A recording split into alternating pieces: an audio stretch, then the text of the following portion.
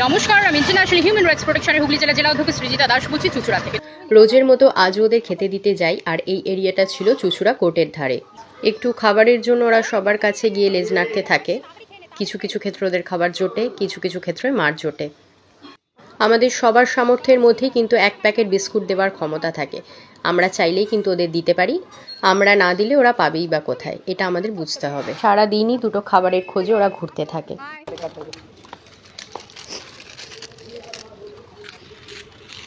এনে এনে পুজোর মরশুম বলে কথা।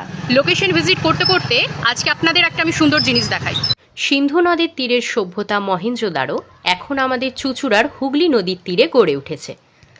এখন মহেঞ্জোদারো দেখতে পারবেন আমাদের চুঁচুড়ায়। এত নোংরা আবর্জনা দেখানোর মাঝখানে আজকে আমি একটা সুন্দর জিনিস দেখাই। এই থিমটা করা হয়েছে চুঁচুড়া বড়বাজার আজাদ হিন্দ ক্লাবের তরফ থেকে। শরীর খারাপ থাকার জন্য গলার আওয়াজটা এরকম লাগছে, তার জন্য দুঃখিত।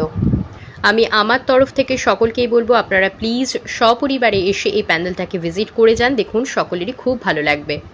খুবই একটা ইউনিক থিমের ওপর এই প্যান্ডেলটাকে করা হয়েছে এবং কাজ কিন্তু খুবই নিখুঁত, যদিও কাজ এখনও পুরোপুরি কমপ্লিট হয়নি। আপনার নামটা একটু প্লিজ বলবেন। আমার নাম হচ্ছে বিজয় কাহার। আমি এই ক্লাবের একটা সেক্রেটারি হচ্ছে আমার ছেলে, এবং টোটালটাই আমি ক্লাবের পক্ষ থেকে সব দেখি। আমার কাজ কেমন লাগলো আপনার? এক্সিলেন্ট, খুব ভালো কাজ। Thank you. এইটা আজ অবধি কেউ করিনি, এবং সরকারে যেই থাকুক এই ধরনের কাজকে কেউ কিন্তু মেনে নেবে না। রাস্তায় আবর্জনা হোক বা যাই হোক, কোনো কারণে এত সরকারের চোখে পড়লো না। আপনি যে এই চোখে এটা দেখে আঙুল দিয়ে দেখিয়ে দিলেন, এর জন্য আপনাকে আমাদের ক্লাবের পক্ষ থেকে অসংখ্য ধন্যবাদ। Thank you so much.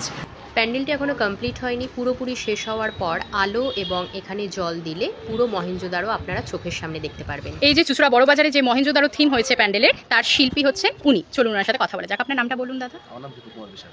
আচ্ছা, অসাধারণ হয়েছে কাজ। এখনো তো কাজ মনে হয় বাকি রয়েছে। আপনাদের কাছে আমার একটাই অনুরোধ, খালি জলের বোতল, কোল্ড ড্রিঙ্কসের বোতল, চিপসের প্যাকেট, খাবারের প্যাকেট ইত্যাদি জিনিসগুলো দেওয়া ডাস্টবিনগুলোয় ফেলুন। বাচ্চাদেরও ডাস্টবিন ব্যবহার করতে শেখান। ঠাকুর দেখতে এসে আপনারা প্লিজ অবলা যে প্রাণী রয়েছে রাস্তার, সকলকেই একটু করে অন্তত খাবার দিন। এগুলো সবারই আয়ত্তের মধ্যে থাকে। আপনারা যে যাই পারুন নিজের সাধ্যের মধ্যে অন্তত ওদের কিছু খাওয়ান। পুজোর কটা দিন আমরা যখন আনন্দ করব, ওরাও অন্তত কিছু খেয়ে অন্তত ওদের পেটটা ভরিয়ে রাখুক। এটা আমাদের সবারই দায়িত্ব।